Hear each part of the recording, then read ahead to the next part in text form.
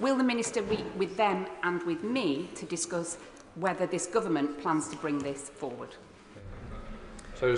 We're looking very carefully at what more we need to do to make sure that all care experienced young people receive the support that they need. We know that outcomes are incredibly poor on many occasions, and we do recognise the disadvantage that care experienced young people face. We're looking at what more we can do both in terms of legislation and beyond that to ensure that all young people get the support that they deserve, and I'll make sure that my colleague from the Department for Education, the Minister for Children and Families, is in touch with the Honourable Lady. Jim Shaw. Mr. Speaker, can I thank the Minister very much for her answer to that question, a very important question. What discussions has the Minister had with the DFC back home in Northern Ireland to ensure that individuals from all socio-economic backgrounds have equal opportunities in terms of pay regardless of where they free up? Thank you very much. I'm afraid I'd just say to the Honourable Gentleman, I didn't catch all of that question, but what I would say is I'm happy to discuss it with him further, but I've met with my counterparts in Northern Ireland. I do recognise the shared challenges that we face and want to make sure we're working constructively across the devolved governments on areas of concern. Connor Roll. Number 4, Mr. Speaker. Minister. Mr. Speaker, we want a more inclusive society with less discrimination, and our election manifesto committed us to putting the views and voices of disabled people at the heart of all we do. As a first step, we're legislating to deliver equal pay for disabled people with disability pay gap monitoring for larger employers. Conor Roll. Thank you, Mr. Speaker. A huge part of tackling discrimination against disabled people is challenging preconceptions about what people can achieve. And will the Minister therefore join me in congratulating the phenomenal Joseph Adams, a 21-year-old with Down syndrome in my constituency, who recently ran 10 10Ks in 10 different countries in just 5 days as part of his No Limits Challenge, who's raised a staggering £400,000 for a disability sports and employment programme in my community. I'm delighted to congratulate Joseph and welcome my honourable friend drawing his achievements to our attention. I would just say I spent an inspiring few days at the Paralympics in Paris not long ago, partly inspiring because we came second. Behind only China, ahead of the USA, ahead of all the other European countries as well. And my honourable friend is absolutely right to highlight the importance of this. We are going to work with disabled people and their organisations to make sport more accessible and remove the barriers which too often are in place at the moment. Richard Holden. Question number 5, Mr. Speaker. Minister. Thank you, Mr. Speaker. The CAS review is a robust report backed by clinicians and firmly grounded in evidence. The Government and NHS England will be implementing Dr Cass's recommendations in full so that children and young people get the safe, holistic care and support they need. Richard Holden. Thank you very much, Mr. Speaker. And I'd like to thank the Minister for that answer. Dr Cass's review was an important moment for services for young people, particularly in this country. Will the Minister restate the Government's commitment to ensuring that all of the findings of the review are implemented, a review based on evidence ahead of ideology, and would the Minister also reject calls from various vested interest groups to pause implementation at the moment and press ahead as quickly as possible in order to protect vulnerable young people in our country? Mr. Speaker, as I said in my original answer, the Government is absolutely committed to implementing all of Dr Cass's review, evidence-based review, absolutely in full. Tony on the outset. Thank you, Mr. Speaker. I'd like to thank the Minister for the response and for the robust response that this Labour government has taken to support the CAS review. But can she confirm with me that she is having robust conversations with devolved governments around the implementation of this across the United Kingdom? Minister. I thank my honourable friend for her question. The Secretary of State has met with and discussed with leaders of all the devolved administrations our intention to work with them very closely across all issues that come under our sphere, and that would include the recommendations of CAS. Shadow Minister John Morrison. Thank you, Mr. Speaker. And may I thank the Minister for taking up the recommendations in the CAS review. And children struggling with their gender identity deserve our protection and a holistic, understanding approach via our new NHS centres, rather than irreversible medical and surgical intervention. So can the Minister confirm to this House that the BMA's original position that the CAS review contained unsubstantiated recommendations will not delay that protection being put in place for vulnerable children. Thank you. Minister. I can't reiterate any more strongly than I have that this government is absolutely committed to implementing the CAS review evidence-based recommendations in full. Becky Gittins. 6, Mr. Speaker. Minister. Thank you, Mr. Speaker. As part of our mission to make work pay, we will provide protections from maternity discrimination and sexual harassment, will speed up progress on the gender pay gap and will strengthen equal pay protections. The step we will take will enable women everywhere to thrive and transform their working lives for the better. Becky Gittins. I'd like to thank the Minister for that response and ask whether she agrees with me that, unlike some of the comments we've heard from the opposition leadership contenders this week that are incredibly worrying, does she agree with me that in order to grow our economy, we need to create the conditions to encourage and support more women back into the workplace? I strongly agree with my honourable friend that supporting women to return and progress at work is a crucial part of securing economic growth. Very surprising it was even in doubt, indeed. And this Labour government is on the side of new mothers, which is why our plan to make work pay commits to strengthening their workplace protections, improving access to flexible working and creating the conditions for all parents to balance work and care. Carl Lockhart. Thank you, Mr. Speaker. 4 women have been brutally killed in the last 6 weeks in Northern Ireland, bringing the total to 24 since 2020. Many of these young women were professional women working and contributing to society. Would the Minister agree that we need to do more than just pay lip service to supporting women, whether it be in the home or in the workplace, to actually punish these perpetrators? Minister. I absolutely agree with the honourable member, and it's extremely concerning whenever we hear of exactly what has happened to women, whether it's in the home, in the workplace or on the street. Women deserve to be safe, so do girls. That's why this government is acting at pace, making sure that, for example, in emergency rooms we have specialists on domestic abuse, making sure we have specialist rape crisis centres and making sure we work across the whole of the United Kingdom on these shared concerns for the sake of women and girls. It is Sarah Owen. Thank you, Mr. Speaker. Today marks the start of Baby Loss Awareness Week. It's a difficult and important time for many of our constituents and for those of us who have experienced baby loss or miscarriage. Many private sector employers, and now the NHS, the largest public sector employer of women, have led the way in offering paid bereavement leave for those who miscarry. Does the Minister agree that all workers could and should benefit from the right to bereavement leave following baby loss? I'm very grateful to my honourable friend for raising this question. I'd like to congratulate her, of course, on her election as chair of the Women and Equality Select Committee. And of course, she has campaigned for many, many months and indeed years on this issue of baby loss, as have other members across the House.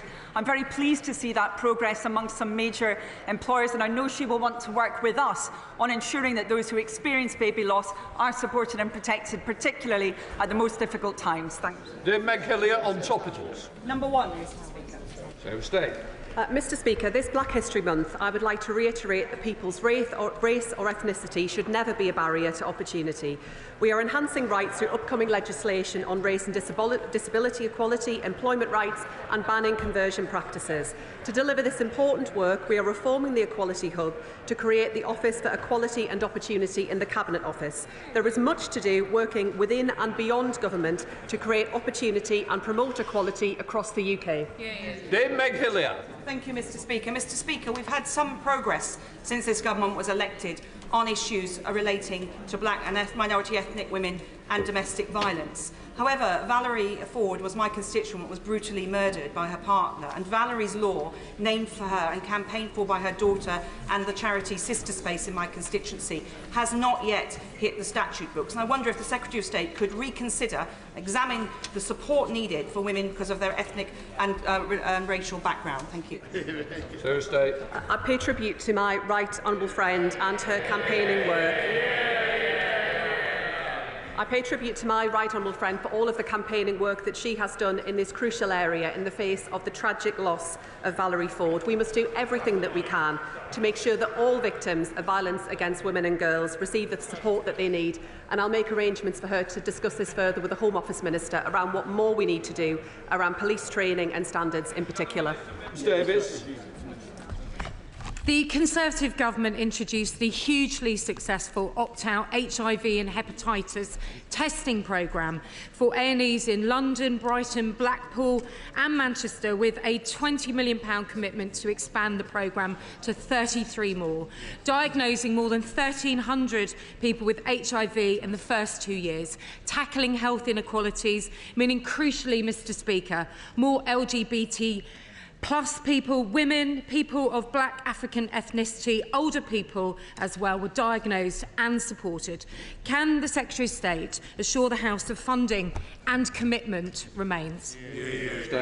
What I would say to the right honourable lady is that I thank her for raising such an important issue where I think we all want to make progress across this House. Officials are working on further plans. We will be setting them out very shortly, but we will be keen to work with her and colleagues across the House to make sure that we eradicate new HIV and AIDS infections. Steve Race. Mr Speaker, many of my constituents in Exeter benefit from maternity pay, which supports women while they spend precious time with their newborn children. Is the Minister of the view that maternity pay, in the words of a Tory leadership candidate opposite, has gone too far? Absolutely not. And my honourable friend is right to mention the fact that that kind of assessment not only flies in the face of common sense, but also flies in the face of all the economic evidence. Because when we support women to return to work and to progress at work while being able to spend time with their families, we grow our economy, something this government is determined to do. Wendy Bolton. Thank you, Mr Speaker. Across Aldridge Brownhills we have some fabulous girls' football teams and the excellent Walsall Wood Ladies Football Club at Oak Park Active Living Centre, no doubt inspired by the Lionesses. The last government committed funding to support women and girls football. Can the Minister confirm that this funding will continue? I can assure the right honourable lady that we are absolutely determined to encourage young women and girls to take part in sport and physical activity, something that falls off all too often as girls reach their teenage years. And in my work in the Department for Education, through the Curriculum and Assessment Review, we're looking at what more schools can do, and going beyond that, working with sporting bodies to deliver more. Joe Morris. Thank you, Mr Speaker. Accessible transport was a major challenge for my constituents, especially accessing rail stations on the Tyne Valley Railway line.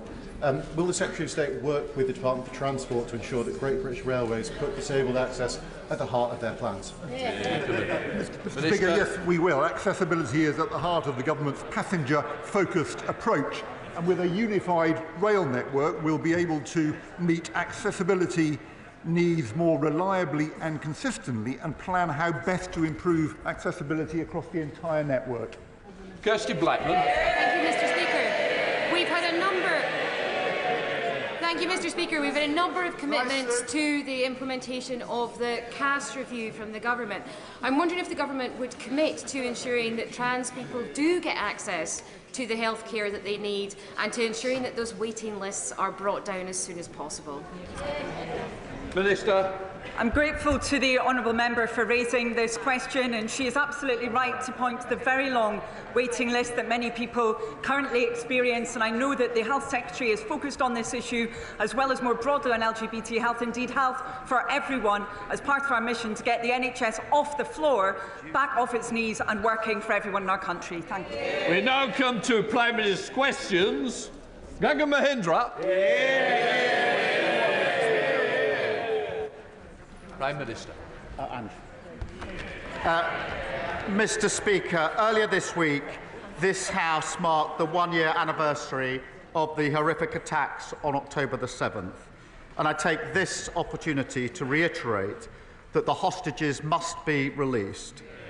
And I reiterate our call for an immediate ceasefire in Gaza and Lebanon.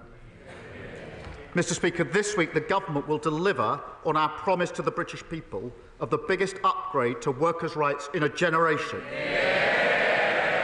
The Employment Rights Bill will ensure work pays, it'll forge a new partnership with business and reset the dreadful industrial relations that have cost our economy and our NHS so much in recent years. We are also preparing for the International Investment Summit next week, bringing hundreds of global CEOs to the UK and unlocking billions of pounds in investment. Mr. Speaker, this morning I had meetings with ministerial colleagues and others. In addition to my duties in this House, I shall have further such meetings later today. Thank you, Mr. Speaker. The commitment of £400 million in funding for a new hospital at Watford General was one of the many brilliant things of the previous Conservative government. And my good friend, the former Member of Parliament for Watford, Dean Russell, did, and would have been life-changing as well as life-saving for so many of my constituents. Why is the Prime Minister cancelling this funding commitment and spending billions of pounds giving pay rises to train drivers instead? Prime Minister. Because the promise of 40 new hospitals didn't involve 40, didn't involve hospitals, they weren't new and they weren't funded. Senator Combs. The biggest issues in my West Bromwich constituency is poor access to GP services. Our GP satisfaction rate is 15% below the national average. So can I thank the government for their focus on improving this situation and ask the Prime Minister what the government's doing to make sure that everyone in West Bromwich can actually see their GP? Well, I thank her for her question. The most visible sign of failure of the last government was the NHS. And we are going to expand the role of community pharmacies and accelerate the rollout of independent prescribers.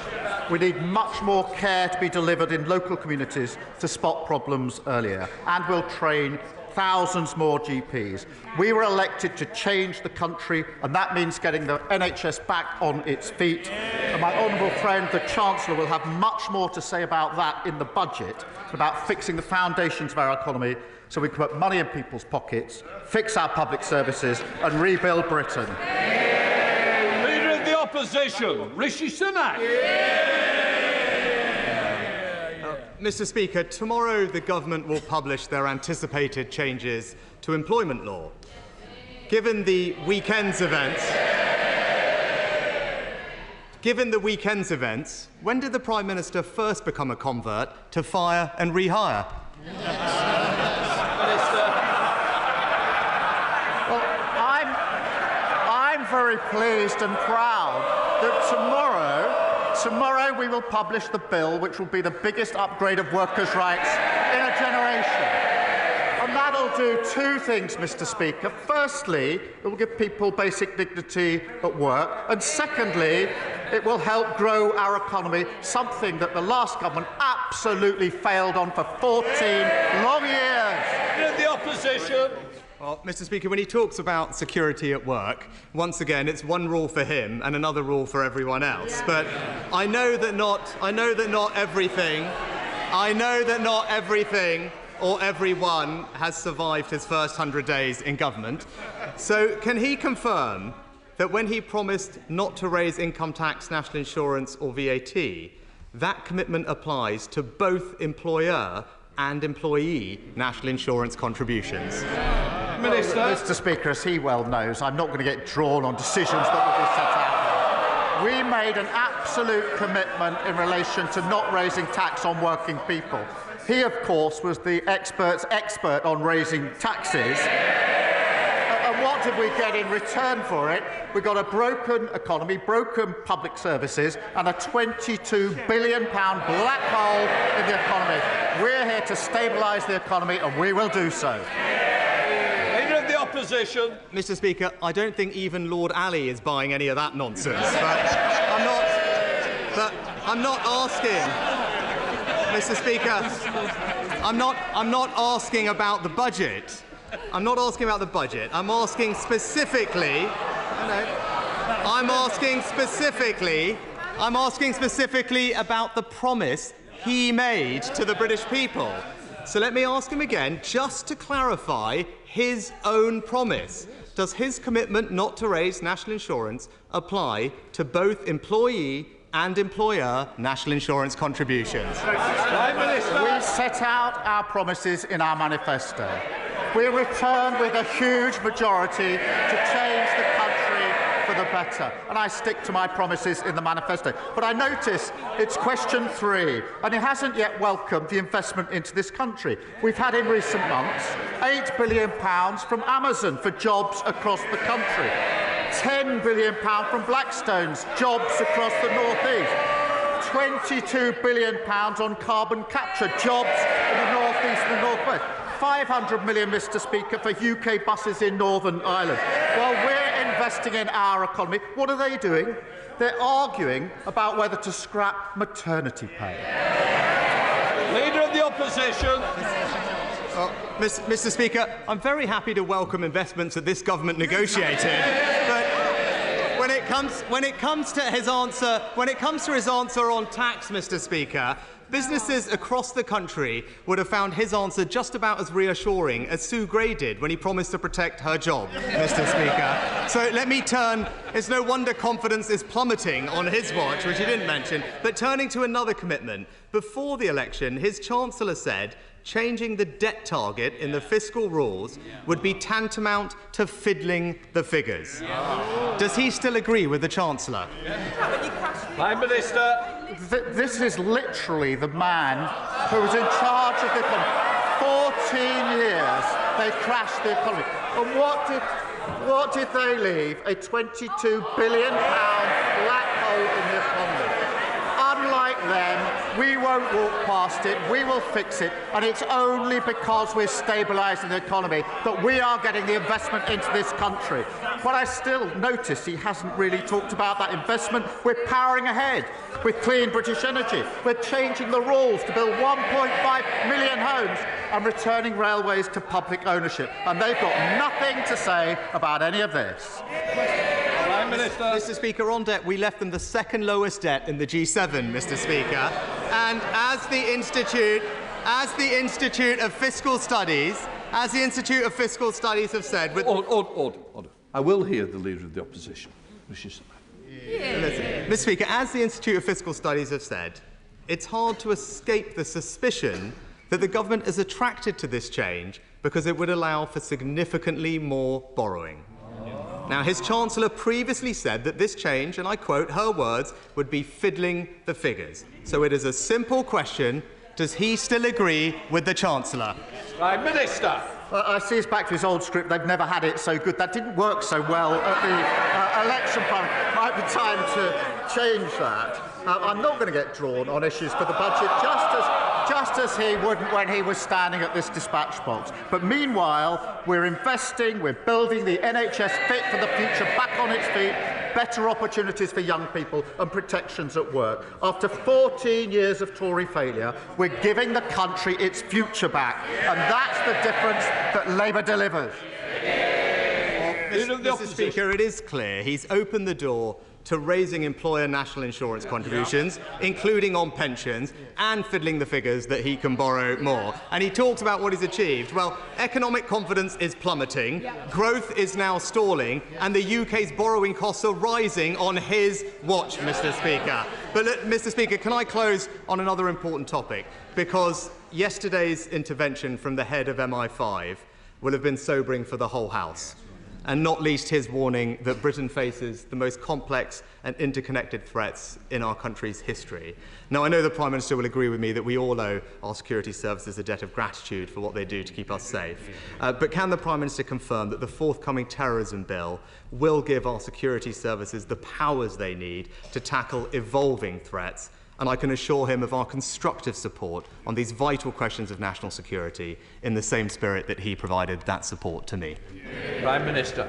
Well, I can confirm that we will give the security forces and services the powers that they need, and I hope that is a shared objective across the House. They do an incredibly important job for us. But he talks about the economy. It's a real shame the party opposite can't simply... Well, he did at the beginning of his question a moment ago. Listen on. It's a shame they can't celebrate Britain's success under this government. Of course we've got to take tough decisions. But when investment is pouring in, as it has been in recent weeks, when the NHS strikes are coming to an end, when houses are getting built, we're delivering the biggest upgrade of workers' rights in a generation. It's time for them to accept that we're fixing the foundations So whilst they fight amongst themselves in the comfort zone of unfunded promises, threatening to scrap the minimum wage, we're going to get on with the job of clearing up the mess that they made and making a better country that people are crying out for. Adam Jogi. Thank you, Mr. Speaker. Mr. Speaker, cancer is hard on the patient and it's hard on their families, as my family knows all too well this year. Can I ask the Prime Minister to commit to doing all he can to improve research, early diagnosis and patient care for those with cancer? And will he join me in thanking the NHS staff who've looked after my dad in recent weeks and thousands of cancer patients like him in Newcastle-on-Lyme and up and down our United Kingdom? Prime Minister. I was sorry to hear about my honourable friend's father, and I think we would all pass him our best wishes. Cancer is another example of the dreadful state the last government left the NHS in. The Darzi report published just a few weeks ago showed that some cancer standards have not been met since 2015, and no progress was made in diagnosing cancer at stage 1 and stage 2 between 2013 and 2021. So I'm really pleased that we've just announced £6.4 million research network developing new AI software to identify cancer early. We will get the NHS catching cancer on time, diagnosing it earlier and treating it faster. Leader of the Liberal Democrats, Sir Ed Davey.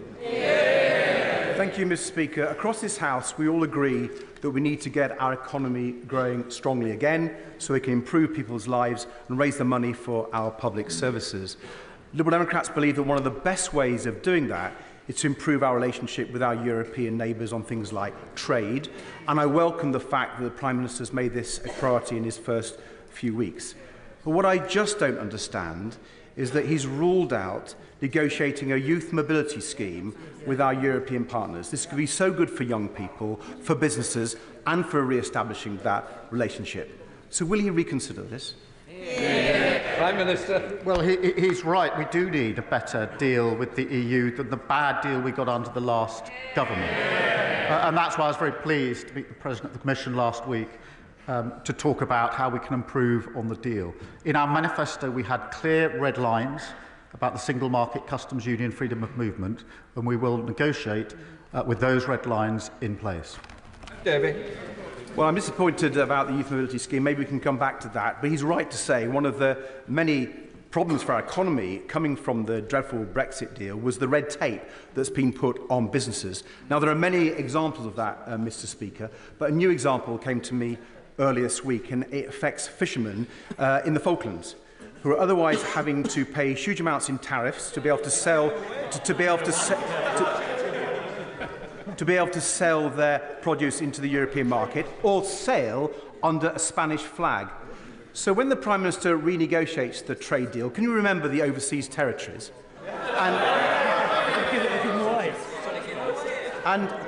And ensure that British citizens fishing off the Falklands can sail proudly under the Union Jack? Prime Minister. My uncle nearly lost his life when his ship was torpedoed defending the Falklands. They are British and they will remain British. And sovereignty in Gibraltar is equally not to be negotiated. Of course, we will do everything we can to make it easier for all businesses to trade more freely so that we can grow our economy. I'm very, very clear about the Falklands. It's personal to me. John Pearce. Thank you, Mr. Speaker. Conservative-led Derbyshire County Council are proposing to cut adult day centres and care homes across Derbyshire. Yeah. My constituent, Pat, was diagnosed with dementia in 2016. The Jubilee Centre in New Mills is a lifeline for her and her family. She always returns happier, less confused and less anxious. And for her partner David and main carer, it provides vital respite while she's there. They do not know how they'll survive without it. Will the Prime Minister join with me in asking the Conservatives on Derbyshire County Council to think again and oppose these devastating cuts to older people and their families? Well, I'm shocked to hear of the impact on Derbyshire Council. that he's just described, who are proposing cutbacks on adult social care. And councils across the country were at the front line of the last government's ruinous economic failure. And it's left people who rely on services counting the cost. Now, there's no quick fix to this, but we will provide councils with more stability and certainty through multi-year funding settlements, ensuring councils can plan their finances for the future properly. And we will work with local leaders to deliver this. Thank you, Prime Minister. Any sense of unease that though he is the Prime Minister of Great Britain and Northern Ireland, there are over 300 areas of law in Northern Ireland where the legislation is made in a foreign parliament. Has the Prime Minister any ambition of recovering UK sovereignty over those 300 areas of law and thereby restoring the equal citizenships of my constituents and ending their disenfranchising in respect of making laws that govern much of their economy? Prime Minister. I thank him for raising that issue, which of course is an important issue. The Windsor Framework was negotiated by the last government. We supported it, and we continue to support it, and will work to make sure it's implemented properly and fully. Mr. Speaker, 1 in 2 children in my constituency live in poverty after housing costs are taken into account. So I welcome the government's commitment to tackling child poverty. But we all know that every year of poverty has a long-term impact. So could the Prime Minister tell us that the Welcome Child Poverty Task Force, which is underway, could he tell us when he expects that to report so we can see action? Well, I thank my honourable friend for a very important question. It is appalling that child poverty went up 700,000 since 2010.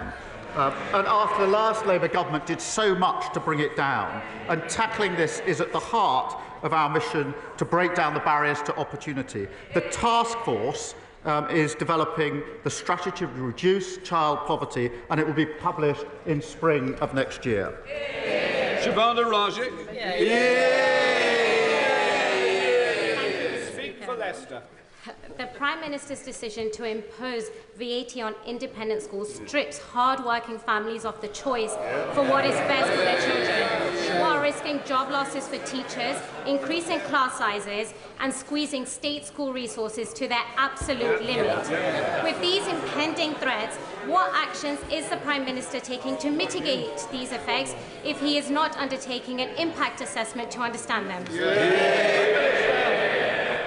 I do understand that many parents across the country save hard to be able to send their children to private school because they have aspiration for their children. So does every parent who sends their children to a state school. And the problem we have is we don't have enough teachers in key subjects in our state secondary school. Now, the party opposite may be prepared to tolerate that. I'm not. And that's why we've made this change to fund 6,500 teachers. And they chunter on. But they have to answer the question, which none of them are answering. If they're not going to make this change, are they going to leave our state secondaries without the teachers they need? Or are they going to cut the education budget by £1.5 billion? Which is it? Mr. Speaker, Gloucester has a proud military history, from the Battle of Imgin River to RAF Quedgley and the Glorious Gloucesters. In fact, almost 10% of Gloucester households are home to a veteran. So can the Prime Minister update this House on what this government is doing to support veterans, and in particular how he will meet his promise to make sure that every veteran in Gloucester has a roof over their head? Prime Minister. We owe an enormous debt to all of our veterans, and it was a great honour to announce at our party conference that our plans to build new homes across the country will ensure that homeless veterans are at the front line of the queue for new social housing, recognise the incredible sacrifice and contribution that they make. We will repay all those who served us and house all veterans in housing needs, ensuring homes are there for heroes. We're also ensuring veterans have access to support, including with mental health and employment. Sir Julian Smith. Mr. Speaker, special education needs budgets in North Yorkshire and across the UK are under huge pressure. Could I ask the Prime Minister and the Chancellor as they prepare for the budget, could they look carefully at how increased funding and changes to the funding formula could make a massive difference to thousands of lives of children across the country? Well, I'm grateful to the honourable member for raising this issue, which is of real concern across the country to many parents who are concerned about the provision. And I do agree that children with special educational needs and disabilities are being failed, with parents struggling to get their children the support that they need and deserve. And we have to change that. I'm determined to raise standards for every child so they succeed in education. And we will work with the sector and across the House where we can to deliver on that mission, which is very important for many parents who will be watching this today. Luke Murphy. Thank you, Mr. Speaker. Can I welcome the Prime Minister's focus on economic growth, and I look forward to the International Investment Summit next week. One area where constituents across the country want to see thrive is their local high street, and the Prime Minister will know from his own visit to the top of town in Basingstoke that it has huge potential, but it's not what it could be. Could I ask the Prime Minister what support this government will give to ensure that high streets across the country are able to grow and thrive? Prime Minister. Well, I do remember that visit, and here's the new political divide. Invest with Labour or decline with the Tories. And that's why I was very pleased to read out the investments we've had in the last few weeks. We've got a big summit coming up on Monday, hundreds of CEOs coming, and I'm confident we'll be making further such investment announcements in weeks to come. And that is what will fix our economy, stabilise our economy. It's because we're taking the tough decisions. The investment is now flowing into this country, fulfil on our obligation to raise living standards across the country. Helen Morgan. Thank you very much, Mr. Speaker. The A483 runs through my constituency from Llanymynech to Oswestry, and it's one of the busiest and most dangerous roads in the constituency. And National Highways say that the crossroads at Llwnclys is the worst accident black spot in the Midlands.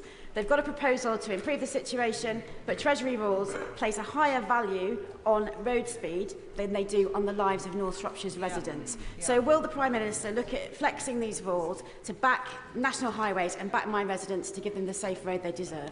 Prime Minister. Well, I thank the honourable member for raising this, and it's obviously a really big, important issue in her constituency. And it is vital that as we invest, we do improve safety and deliver better journeys for drivers. National Highways, I think, is continuing to study the case for safety improvements to the A483 and will continue to do so. Decisions, as she probably knows, will be set out under the third road investment strategy.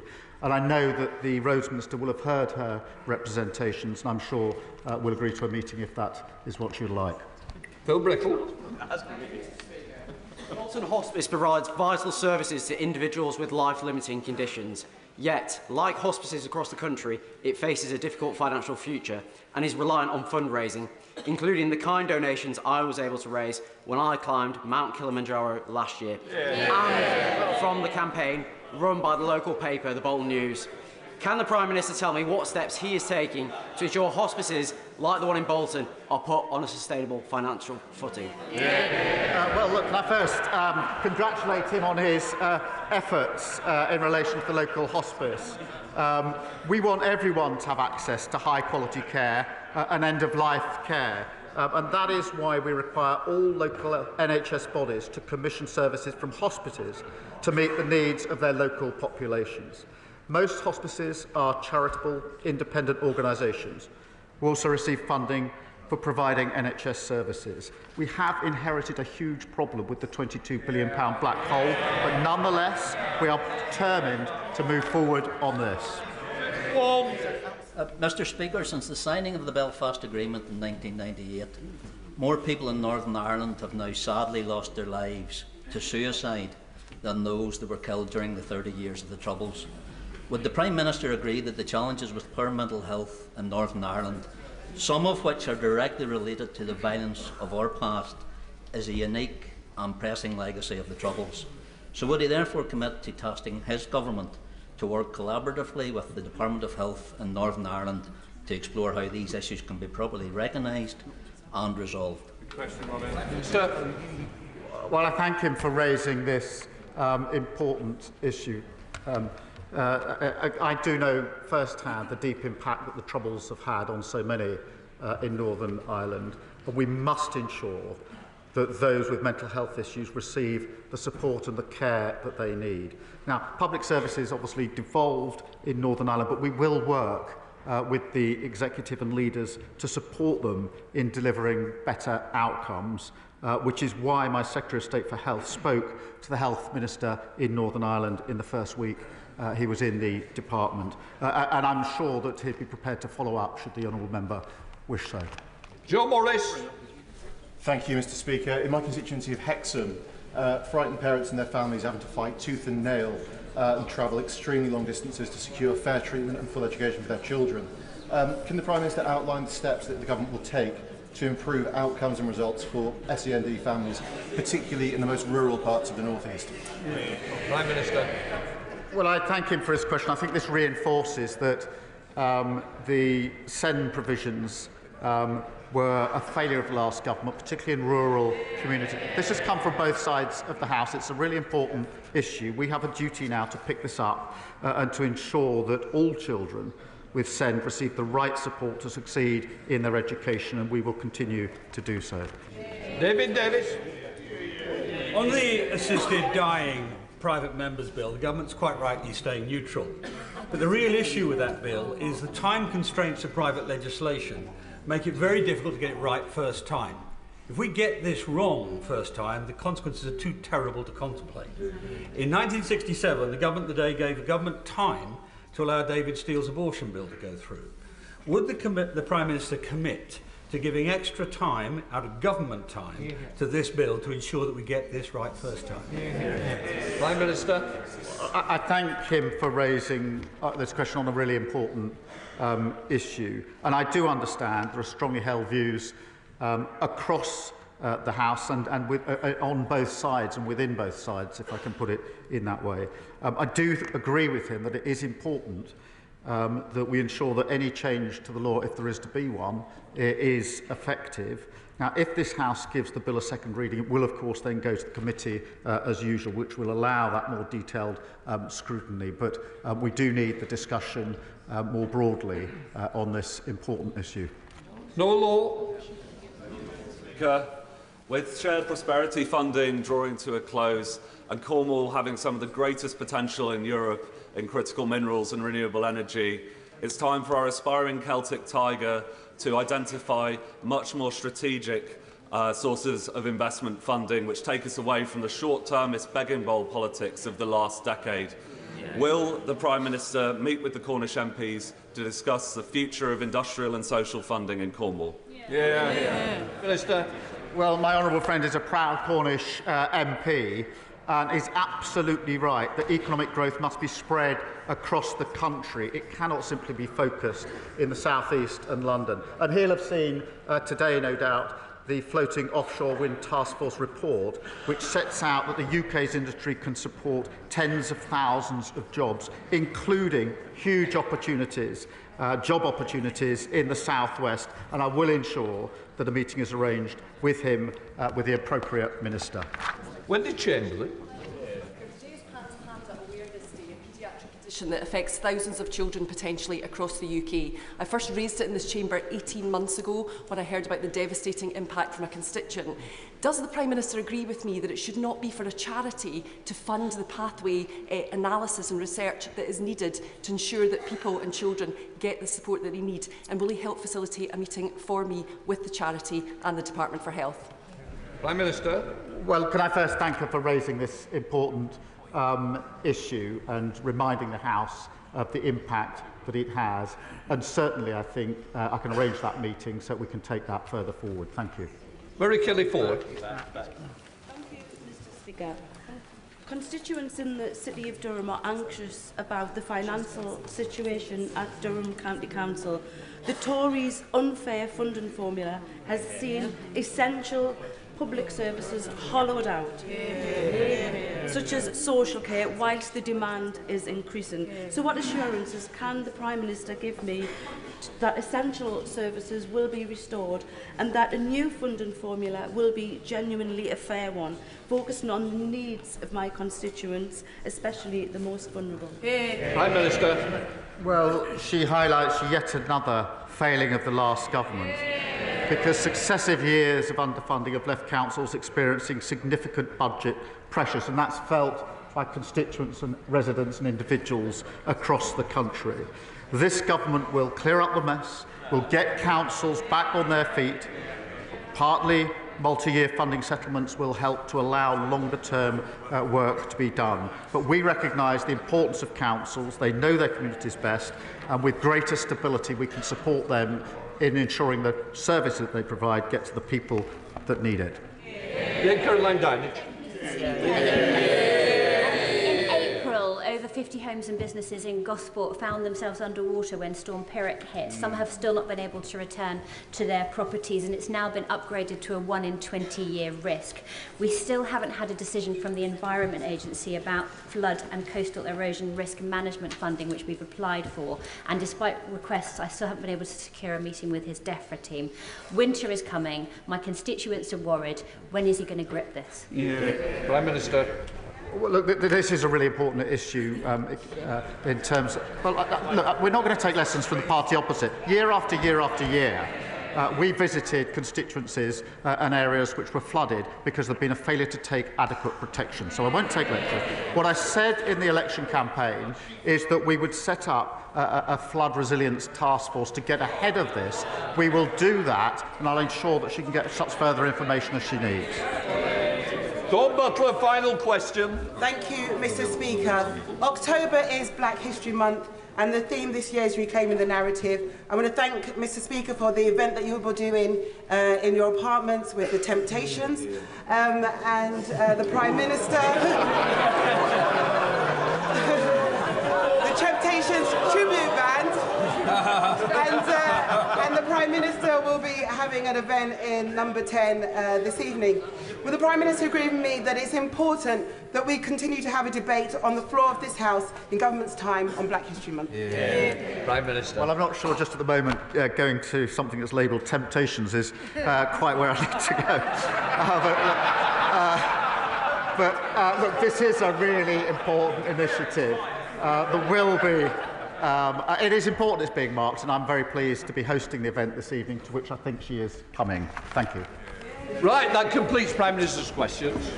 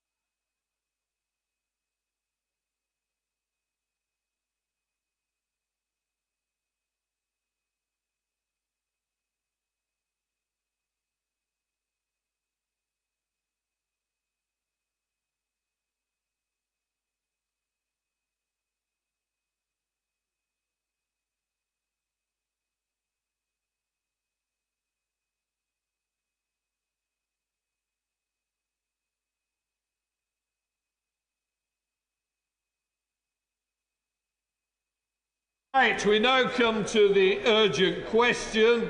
Alex Buckhart.